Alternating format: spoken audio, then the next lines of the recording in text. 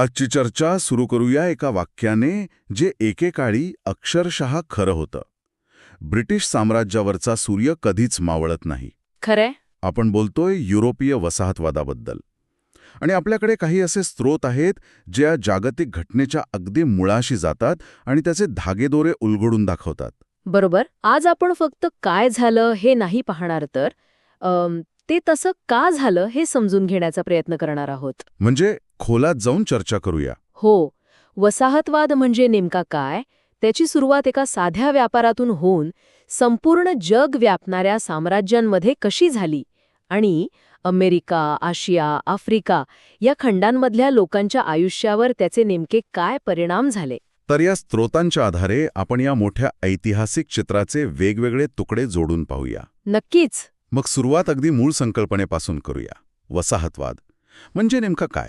सोप्या भाषेत सांगायचं तर जेव्हा एखादा ताकदवान देश म्हणजे समजा इंग्लंड किंवा फ्रान्स ते दुसऱ्या प्रदेशावर लष्करी किंवा राजकीय नियंत्रण मिळवून तिथे आपली सत्ता स्थापन करतात आणि मग तिथल्या साधनसंपत्तीचा वापर स्वतःच्या फायद्यासाठी करतात, याला वसाहतवाद म्हणतात. पण हे सगळं सुरू का झालं? म्हणजे अचानक युरोपातल्या देशांना जग जिंकायची इच्छा का झाली? यामागे काही एकच कारण नव्हतं.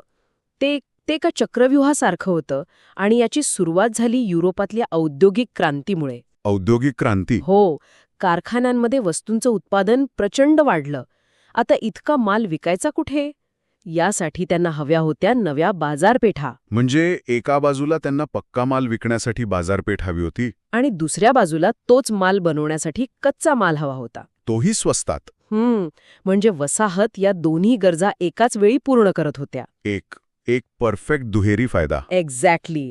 आणि गंमत म्हणजे या वसाहतींमधून मिळालेल्या प्रचंड नफ्याने युरोपातील भांडवलशाही आणखी मजबूत झाली. अच्छा. म्हणजे त्यांच्याकडे इतका पैसा साचला की तो गुंतवण्यासाठी त्यांना पुन्हा नव्या आणि सुरक्षित जागा हव्या होत्या. आणि त्यासाठी वसाहतींपेक्षा उत्तम पर्याय कोणता असणार? म्हणजे हे एक न संपणारं चक्र होतं. उत्पादन, मग बाजारपेठ, मग नफा, मग अधिक गुंतवणूक आणि मग आणखी वसाहती. अगदी बरोबर. आणि या आर्थिक समीकरणात एका वैचारिक भूमिकेची भर पडली, बरोबर ना? म्हणजे फक्त पैसा हेच कारण नव्हतं? नाही, अजिबात नाही. आशिया आणि आफ्रिकेतल्या नैसर्गिक संपत्तीचं म्हणजे सोनं, हिरे, कोळसा यांचं आकर्षण होतंच, पण सोबत एक विचारही होता. कुठला विचार? तो विचार म्हणजे वंशश्रेष्ठत्वाची कल्पना. आशियाई आणि आफ्रिकी लोक अज्ञानी आहेत, अविकसित आहेत आणि त्यांना सुसंस्कृत करण्याची जबाबदारी आपल्या खांद्यावर आहे, असं युरोपीय देशांना वाटत होतं. यालाच व्हाईट मॅन्स बर्डन किंवा गोऱ्या माणसाचं ओझं असं गोंडस नाव दिलं गेलं होतं. हो. यातूनच मग धर्मप्रसारालाही चालना मिळाली आणि या सगळ्या आर्थिक लुटीवर एक नैतिकतेचा मुलामा चढवला गेला. या सगळ्याचे परिणाम ते तर आपण इतिहासात पाहतोच.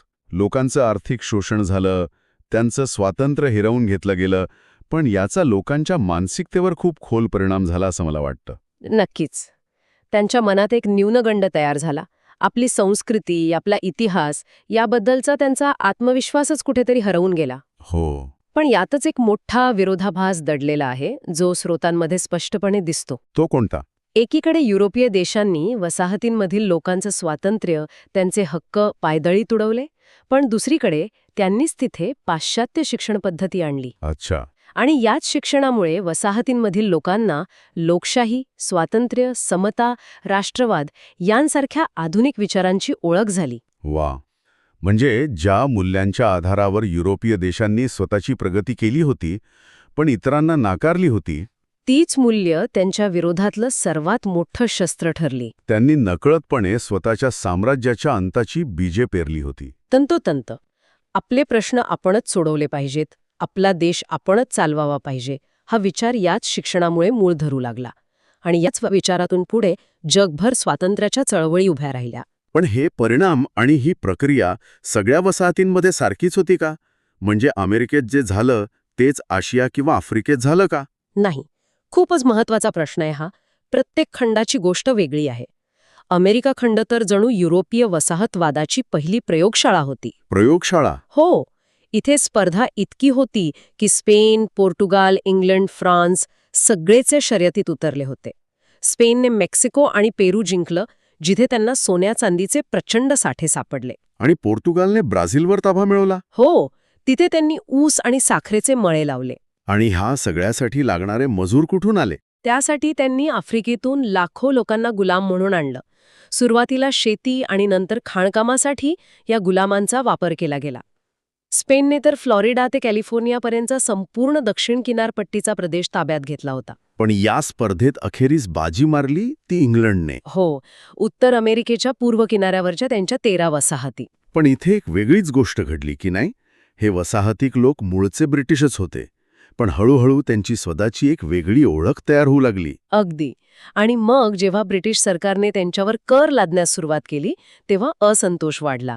1765चा स्टॅम्प ॲक्ट हे त्याचे एक मोठं उदाहरण आहे. हो, कारण तोपर्यंत या वसाहतींना बऱ्यापैकी स्वायत्तता होती, पण आता ब्रिटिश सरकार थेट त्यांच्या कारभारात हस्तक्षेप करत होतं.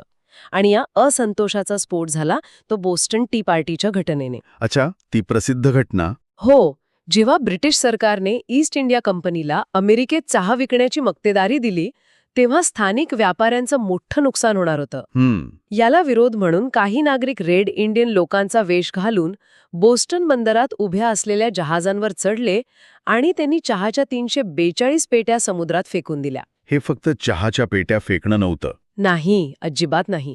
ते ब्रिटिश सत्तेला दिलेलं थेट आव्हान होतं. आणि ह्याच आव्हानातून पुढे अमेरिकन स्वातंत्र्ययुद्धाची ठिणगी पडली. 4 जुलै 1776 रोजी थॉमस जेफरसन यांनी तयार केलेला स्वातंत्र्याचा जाहीरनामा प्रसिद्ध झाला. त्यातील विचार त्या काळात खूपच क्रांतिकारक होते. कोणते विचार? जीवन जगणे, स्वातंत्र्य आणि आनंद मिळवणे हे माणसाचे नैसर्गिक हक्क आहेत आणि ते कोणताही राजा किंवा सरकार हिरावून घेऊ शकत नाही हे त्यात स्पष्टपणे म्हटलं होतं. आणि ह्याच विचारांच्या आधारावर जॉर्ज वॉशिंग्टन यांच्या नेतृत्वाखाली वसाहतींनी ब्रिटिश सैन्याचा पराभव केला. हो, अरे जगाच्या इतिहासात पहिल्यांदाच वसाहतींनी आपल्या मालक देशाविरुद्ध युद्ध जिंकून स्वातंत्र्य मिळवलं होतं. त्यांनी जगाला राजाविना राज्य ही एक नवी संकल्पना दिली, जिथे जनतेचे हक्क सत्तेपेक्षा श्रेष्ठ मानले गेले. बरोबर. अमेरिकेत आपण पाहिलं की वसाहतींनी सशस्त्र लढा देऊन स्वातंत्र्य मिळवलं, पण आशियात ब्रिटिशांसमोर आव्हान वेगळं होतं. कसं? इथे त्यांना फक्त प्रदेश जिंकायचा नव्हता, तर भारतासारखं आपलं मौल्यवान म्हणजे क्राऊन ज्वेल सांभाळण्यासाठी शेजारी राष्ट्रांवर नियंत्रण मिळवायचं होतं. त्यांची रणनीती इथं पूर्णपणे वेगळी होती. बरोबर. भारताच्या सीमेला लागून असलेल्या म्यानमारवर म्हणजे तेव्हाच्या ब्रह्मदेशावर ताबा मिळवण्यासाठी ब्रिटिशांनी तब्बल 3 युद्ध केली. 3 युद्ध? हो, कारण तिथली नैसर्गिक साधनसंपत्ती, सागवानाची जंगलं आणि एक हक्काची बाजारपेठ ब्रिटिशांना हवी होती. बरोबर. पण त्याहीपेक्षा महत्वाचं होतं भारताच्या पूर्वेकडील सीमेला सुरक्षित करणं. इथे एक गोष्ट खूपच इंटरेस्टिंग आहे जी आपल्या स्रोतांमध्ये दिली आहे. म्यानमार जिंकल्यावर ब्रिटिशांनी तिथला शेवटचा राजा थिबा त्याला आणि त्याच्या कुटुंबाला भारतात महाराष्ट्रातल्या रत्नागिरीत नजरकैदेत ठेवलं. हो, आजही त्याचा राजवाडा तिथे आहे. आणि हा योगायोग नाही, यावरून त्यांची कार्यपद्धती लक्षात येते.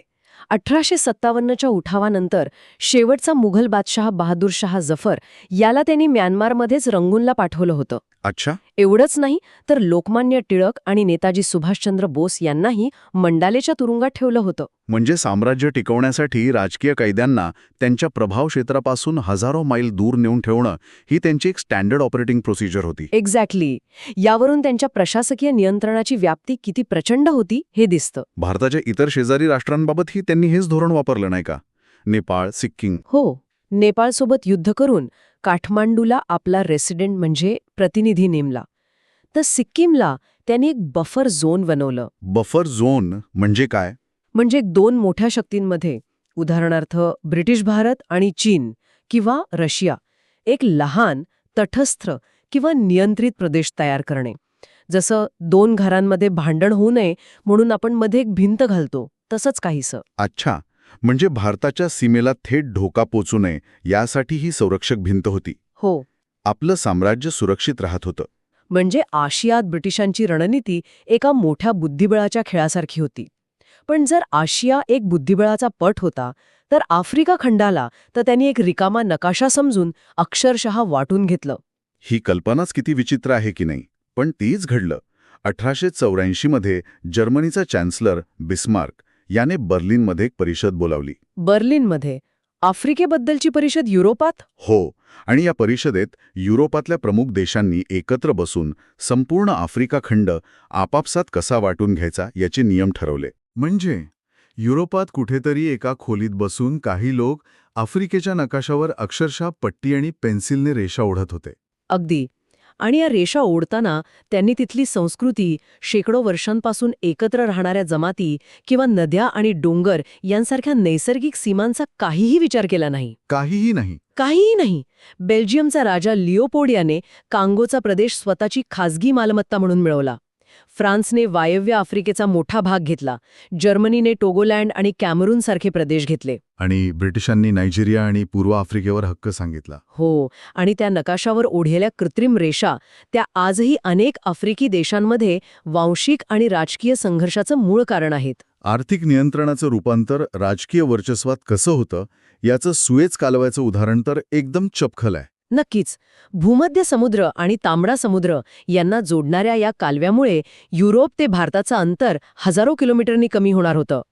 हां, कालवा खोदण्यासाठी इजिप्तने एका फ्रेंच कंपनीची स्थापना केली. पण त्याचा खर्च इतका वाढला की इजिप्तच्या शासकाला कर्ज काढावं लागलं. आणि ते कर्ज त्याला फेडता आलं नाही. बरोबर.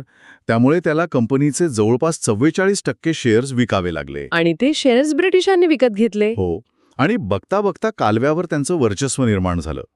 आता गंमत अशी की इजिप्तची जीवनदायिनी असलेल्या नाईल नदीचा उगम होता सुदानमध्ये. अच्छा.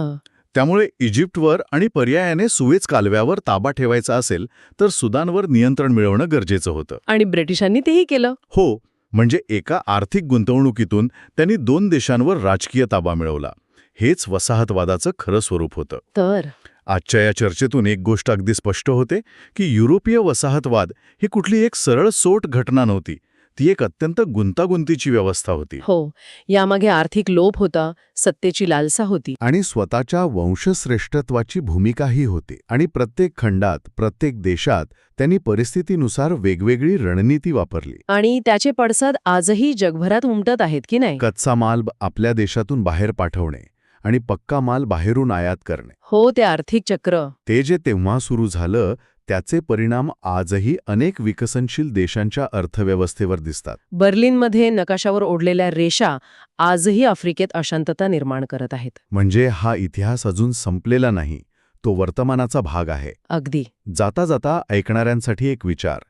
या स्रोतांमध्ये आपण पाहिलं की ब्रिटिशांनी भारतावरील आपलं साम्राज्य सुरक्षित ठेवण्यासाठी म्यानमार, नेपाळ, सिक्कीम यांसारख्या शेजारी राष्ट्रांवर नियंत्रण मिळवून एक संरक्षक भिंत किंवा बफर झोन तयार केला. हां. माझ्या मनात असा विचार येतोय की या बाह्य संरक्षणाच्या रणनीतीमुळे प्रत्यक्ष भारताच्या आत राज्य करण्याचा त्यांच्या पद्धती आणि धोरणांवर नेमका कसा परिणाम झाला असेल यावर नक्की विचार करा.